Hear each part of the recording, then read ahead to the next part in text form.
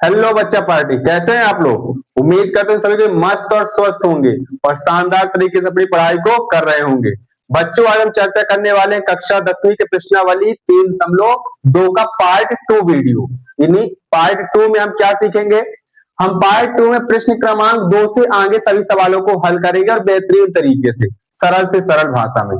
हमने इससे पहले पार्ट 1 में इस प्रश्नावली के प्रश्न क्रमांक 1 के सभी सवालों को अच्छे तरीके समझने का प्रयास किया था। अब इस पार्ट 2 में हम प्रश्न क्रमांक 2 से आगे शुरू करेंगे। ठीक, तो बने रहिएगा अंत तक इस वीडियो में। ठीक, चलिए शुरू करते हैं।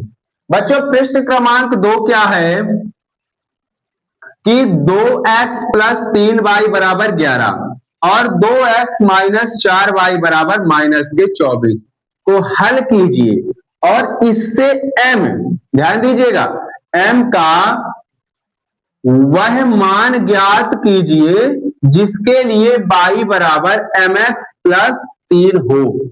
यानी सबसे पहले तो इन समीकरणों से हम क्या करेंगे, x और y का मान निकालेंगे और फिर हम लास्ट में m का मान निकालेंगे इसमें, इस समीकरण से। ठीक, चलिए देखते हैं कैसे। सबसे पहले तो हम हल करने से पहले क्या करेंगे, हल लिखते हैं।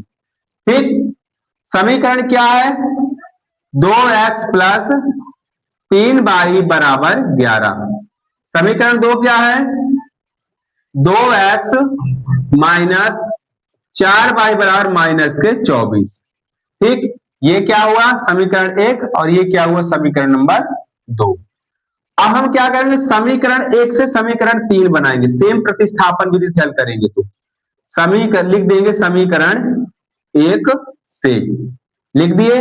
क्या है समीकरण 1, 2x प्लस 3y बराबर 11। ठीक, 2x को यहीं रहने दो और ये प्लस का 3y 11 की जगह पक्षांतर होगा तो क्या होगा 11, और ये प्लस में है तो यहां आके क्या बनेगा, माइनस का 3y बनेगा। ठीक, अब ये जो 2 है और x है, क्या है, दोनों गुणे में लिखे हैं तो x को यहीं रहने दो और ये गुणे में है 2 तो यहां आके क्या बनेगा, बटे में बनेगा। तो लिखा जा 11 माइनस 3y बटे ये 2 यहां चला गया। ये क्या बन गया, समीकरण नंबर 3 बन गया। ठीक, अब ये जो x बराबर ये समीकरण 3 का मान आया है, इसको किस में रखेंगे, समीकरण 2 में रखेंगे। तो लिख देंगे x का मान समीकरण 2 में रखने पर क्या है, समीकरण 2, 2x माइनस 4y बराबर माइनस के 24। ये 2 उतार देते हैं और इस x के जगह हम ये x का हम मान रखते हैं। क्या है x का मान, 11 माइनस 3y बटे 2 और ब्रैकेट बंद कर देते हैं और ये माइनस और ये 4y बराबर माइनस के 24। ठीक,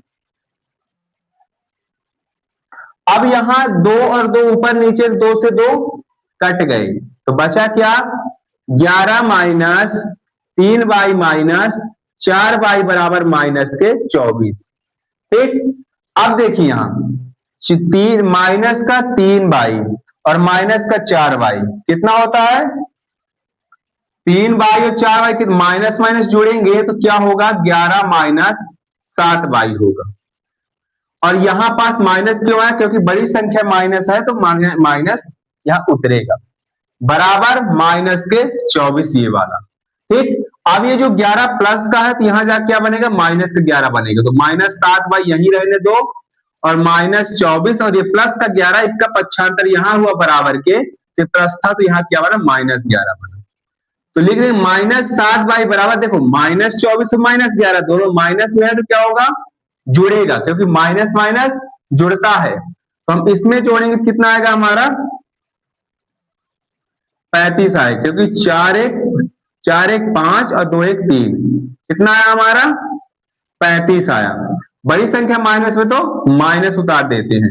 अब देखिए माइनस 7 जो बाई गुणे में है तो बाई को यहीं रहने दो और माइनस 7 को 35 के बटे में कर दो, क्योंकि पक्षांतर में चिन्ह और स्थितियां बदल जाती हैं।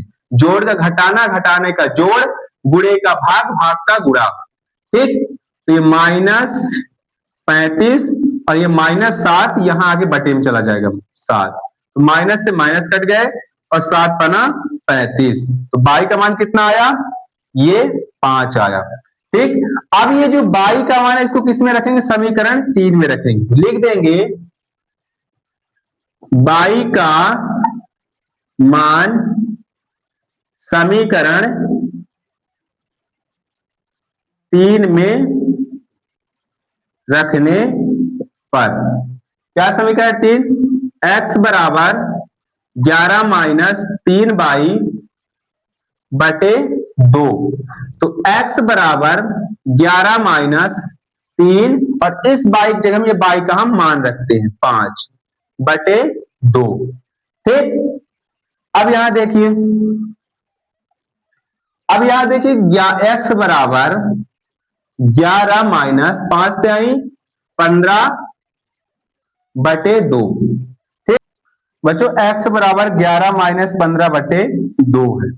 अब हम 15 में 11 घटाएंगे, कितना आएगा, x बराबर 4 आएगा, बड़ी संख्या माइनस में तो वो भी माइनस में आएगा, और बटे 2 है, 2 एक कम 2, 2 दूनी 4, तो x का मान कितना आया हमारा, -2 आया। ठीक, अब देखिए x का मान -2 आया, बाई का मान 5 आया।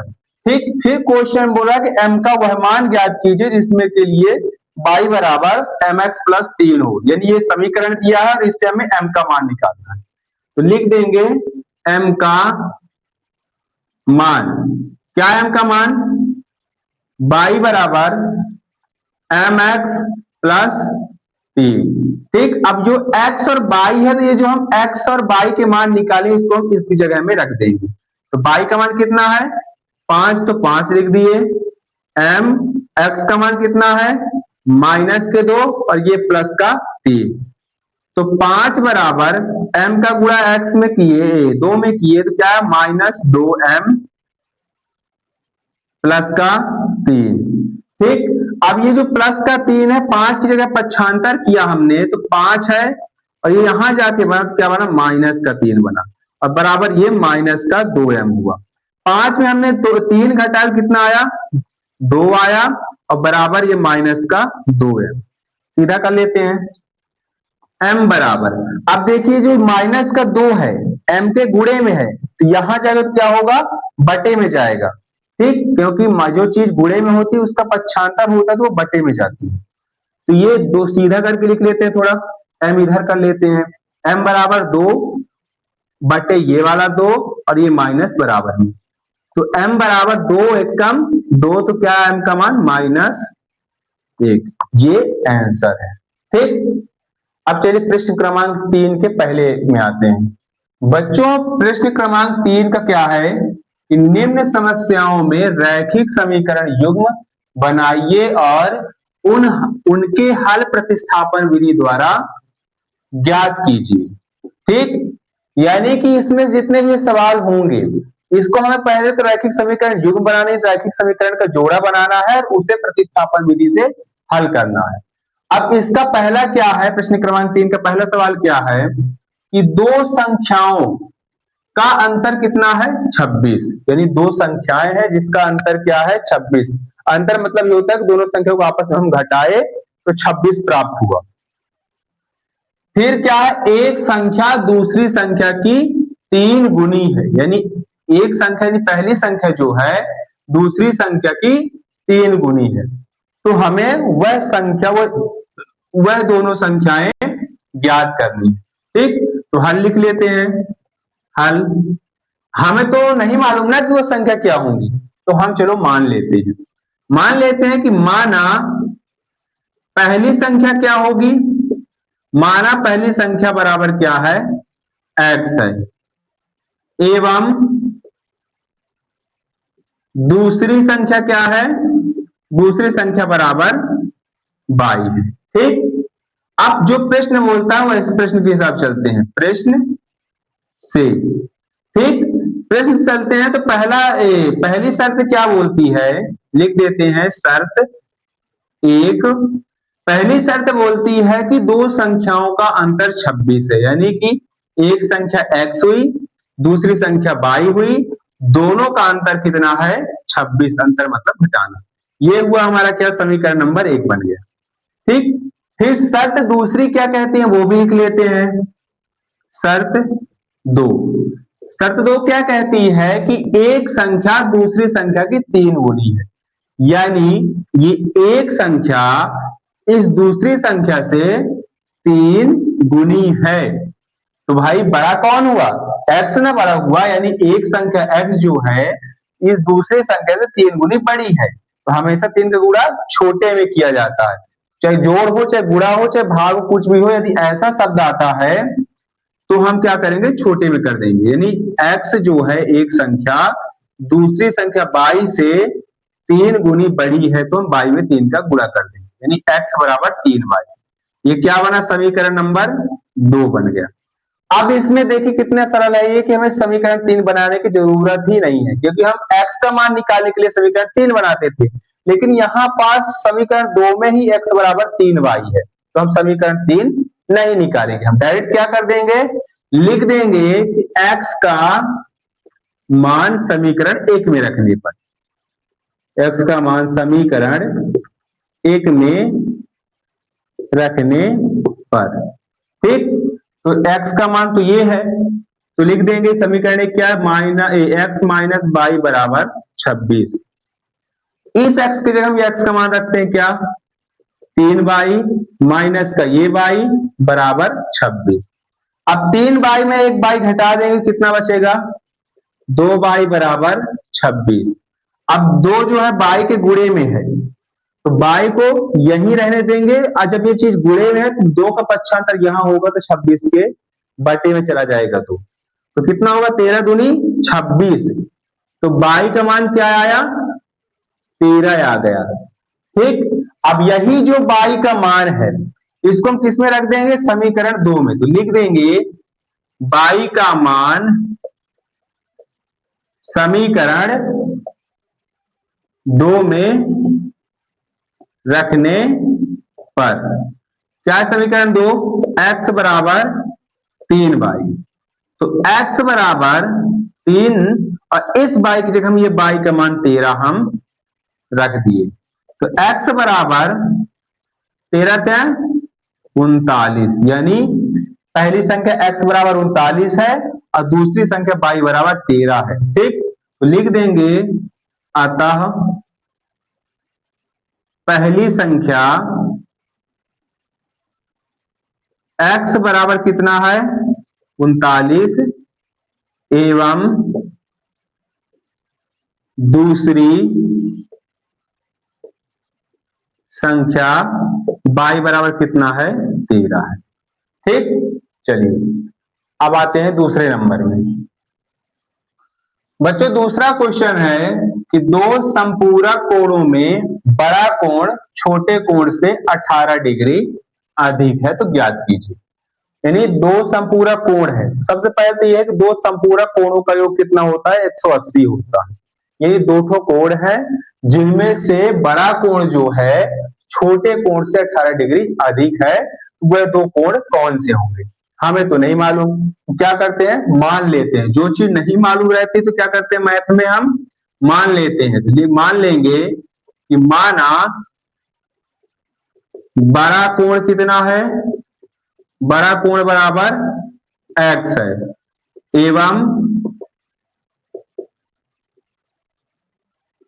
छोटा कोण कितना है, छोटा कोण बराबर y है। ठीक, अब जो प्रश्न बोलता है उस हिसाब से चलते हैं प्रश्न से। ठीक, तो शर्त एक क्या कहती है ये समझिए। शर्त एक कहती दो संपूरक कोणों, यानी दो संपूरक कोण है जिनका योग, तो संपूरक कोण क्या, एक कोण क्या है x है, दूसरा कोण क्या है y है। तो दो संपूरक कोणों का योग कितना होता है, याद रखिएगा हमेशा कि 180 डिग्री होता है दो संपूरक कोणों का योग। ठीक, ये क्या हुआ हमारा समीकरण नंबर 1 बन गया। फिर बोलता है कि ये जो बड़ा कोण है, शर्त दूसरा, शर्त 2 बोलता है कि बड़ा कोण यानी ये x बड़ा कोण इस छोटे कोण से कितना अधिक है 18 डिग्री अधिक है तो लिख देते हैं +18। ठीक भाई, ये x बड़ा कोण हुआ और y छोटा कोण हुआ, तो ये बड़ा कोण इस छोटे कोण से कितना है, 18 डिग्री अधिक है, तो छोटे में हम 18 जोड़ देंगे। ये क्या बना, समीकरण नंबर 2 बन गया। ठीक, अब इसमें भी समीकरण 3 बनाने की जरूरत नहीं है क्योंकि x बराबर ये समीकरण 2 वैसे भी है x का मान।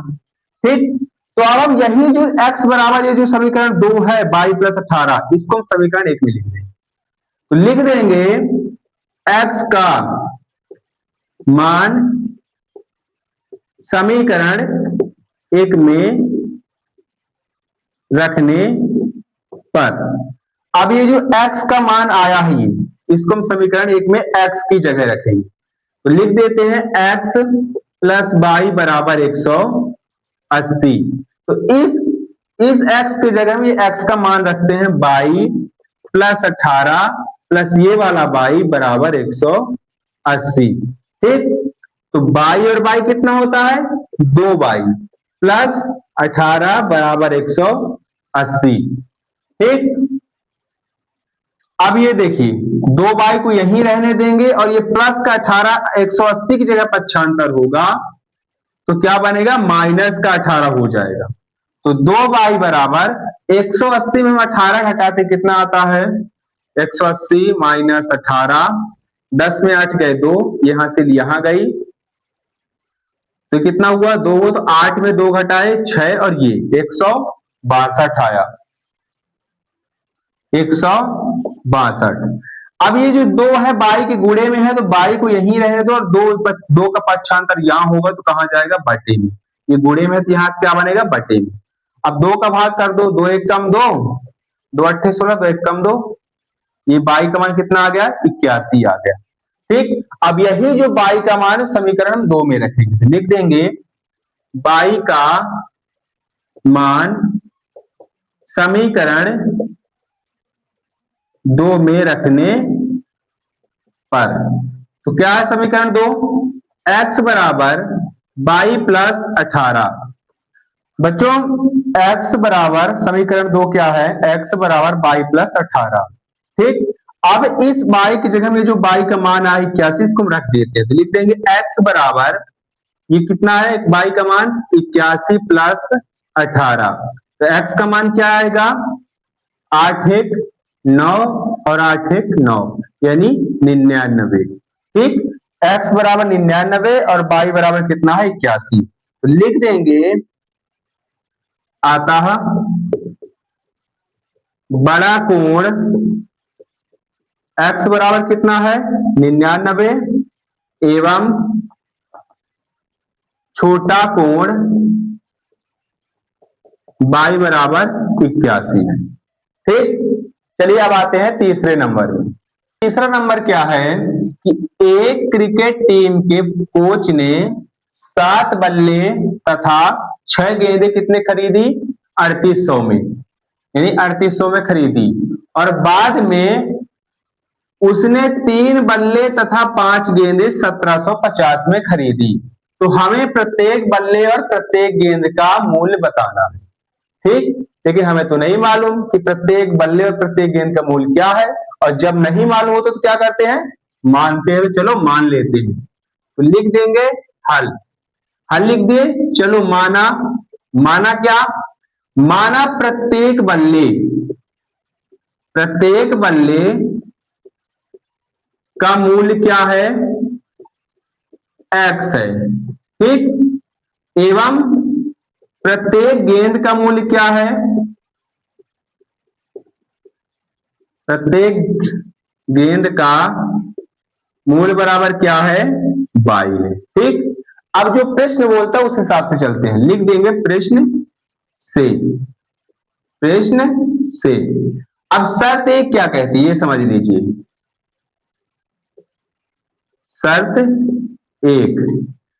एक कहती है कि 7 बल्ले और 6 गेंदों का मूल्य कितना है, 3800। तो जब एक बल्ले का मूल्य x है तो 7 बल्ले का मूल्य क्या होगा, 7x, प्लस जब एक गेंद का मूल्य y है तो 6 गेंद का मूल्य क्या होगा, 6y। कितने का खरीदा, 3800 का। ये, ठीक, 3800। ये क्या बना? समीकरण नंबर 1। शर्त दूसरी क्या कहती है? शर्त दूसरी क्या कहती है कि 3 बल्ले तो क्या होगा? 3x प्लस 5 गेंद तो क्या होगा? 5y। तो कितने का आया टोटल? 1750 का। ये समीकरण नंबर 2 बना। अब देखिए इसमें तो x का मान कोई आया ही नहीं ठीक, तो हमें क्या करना पड़ेगा? समीकरण 3 बनाना पड़ेगा। ठीक, और बाकी के 2 सवालों में क्या था कि हमें x का मान आ गया था, इसलिए हम समीकरण 3 नहीं बनाए थे। लेकिन यहाँ पास तो केवल 2 समीकरण है, x बराबर समीकरण का मान नहीं है, तो यहाँ पास हमें समीकरण 3 बनाना पड़ेगा। तो हम समीकरण 2 से समीकरण 3 बनाते हैं, तो लिख देंगे समीकरण 2 से, ठीक, तो लिख देंगे 3x प्लस 5y बराबर 1750।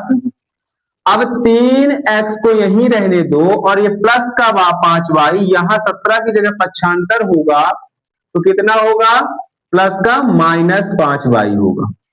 ठीक, अब ये जो 3x के गुणे में है तो x को यहीं रहने दो, और ये गुणे में है तो इसका पक्षांतर यहां होगा, तो ये बटे में जाएगा। तो क्या होगा? 1750 -5y बटे 3। ये क्या बन गया? x बराबर, ये समीकरण नंबर 3 बन गया। अब ये जो x बराबर ये जो आया समीकरण 3, तो इसको हम किस में रखेंगे? समीकरण 1 में रखेंगे। तो लिख देंगे कि x का मान समीकरण 1 में रखने पर, क्योंकि समीकरण 2 से तो हमने 3 बनाया, तो बचा क्या? समीकरण 1। तो x का मान समीकरण 1 में रखने पर क्या? समीकरण 1 7x प्लस 6y बराबर 3800। ठीक, 7 है और इस x की जगह हम ये x का मान रखते हैं क्या? 1750 -5y बटे 3, और ये ब्रैकेट बन, और ये प्लस ये 6y बराबर 3800। ठीक, कुछ कट रहा है क्या? अब क्या करेंगे? हम इसका इसका गुणा कर ले रहे हैं, कर लेते हैं। 1750 गुणे 7, 7 का और 1750 का गुणा करते हैं। ठीक,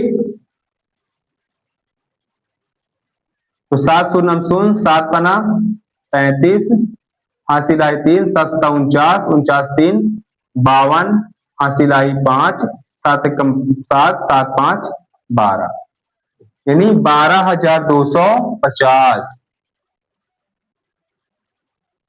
ठीक, और 7 पना 35y बटे 3, और प्लस का ये 6y बराबर 3800। ठीक, अब क्या है?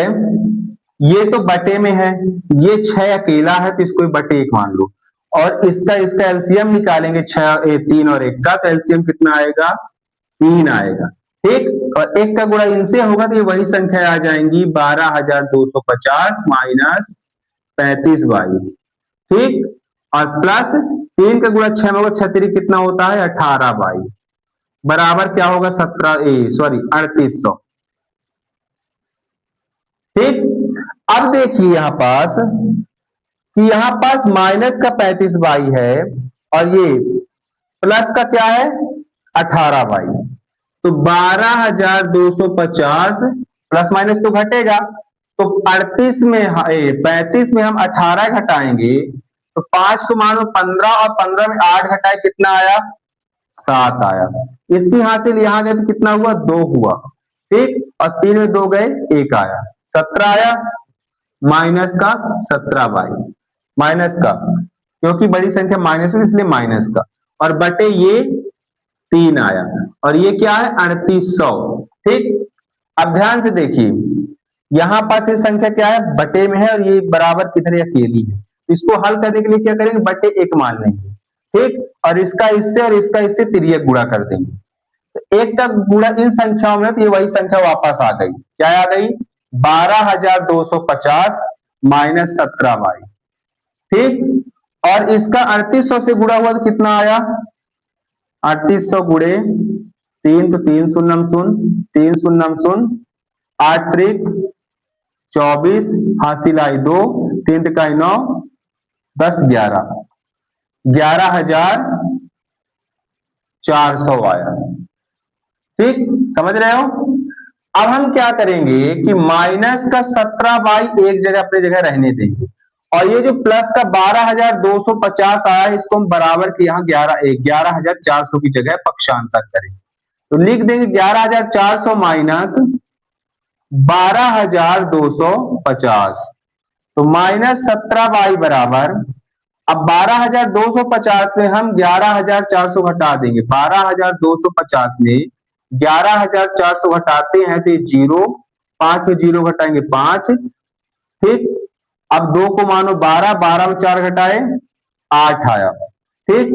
इसके हासिल यहां गए तो 2 हुआ, 2 2 कट गए, 1 1 कट गया, कितना आया 850 आया, 850। बड़ी संख्या ये 12,250 है, इसके सामने माइनस है तो माइनस उतर आया, ठीक। अब देखिए यहां पास जो माइनस 17 है बाई के गुणे में है, तो बाई को यहीं रहने देंगे और 17 को माइनस 850 के बटे में कर देंगे, माइनस 17, तो माइनस से माइनस कट गए और 17 पना 85, तो बाई का मान कितना आ गया 50 आ गया, ठीक। अब निकालते हैं x, तो ये जो बाई का मान है इसको किस में रखेंगे, समीकरण 3 में, जगह थोड़ी कम है मिटा रहे हैं, स्क्रीनशॉट ले लीजिए।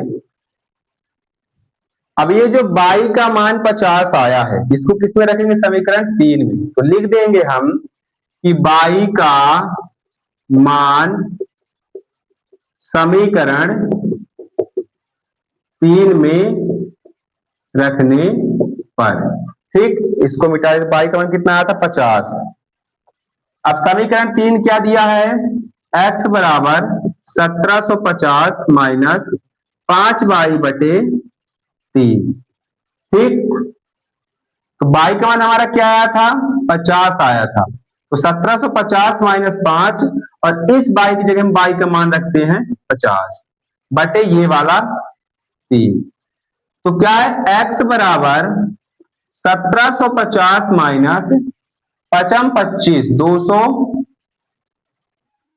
250 आया बटे 3, तो x बराबर 1750 में हमने 250 घटा दे, कितना आया 1500 आया, और बटे 3 आया, तो x बराबर 3 का भाग हमने 1500 में किया, कितना आया 500 आया, ये आ गया x का मान, यानी एक बल्ले का मूल्य। तो लिख देंगे हम, अतः प्रत्येक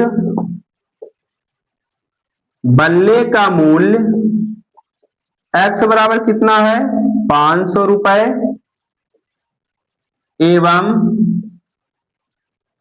प्रत्येक गेंद का मूल्य बाई बराबर कितना है 50 रुपए, ठीक। चलिए, उम्मीद करते हैं समझ में आया होगा। तो बच्चों, इस प्रश्न क्रमांक 3 के जो सवाल अभी हमने बताए हैं तो आपको बेहतरीन तरीके से समझ में आए होंगे, और इस प्रश्न क्रमांक 3 के जो बचे हुए सवाल हैं इसको हम अगली वीडियो पार्ट 3 में हम बेहतरीन तरीके से हल करने का प्रयास करेंगे, ठीक। और यदि आप इस वीडियो में नए हैं तो चैनल को सब्सक्राइब करिएगा, लाइक करिएगा, शेयर करिएगा और कमेंट तो जरूर करिएगा। तो मिलते हैं हम पार्ट 2 में, प्रश्नावली 3.2 के पार्ट 3 में मिलते हैं। तब तक के लिए जय माता।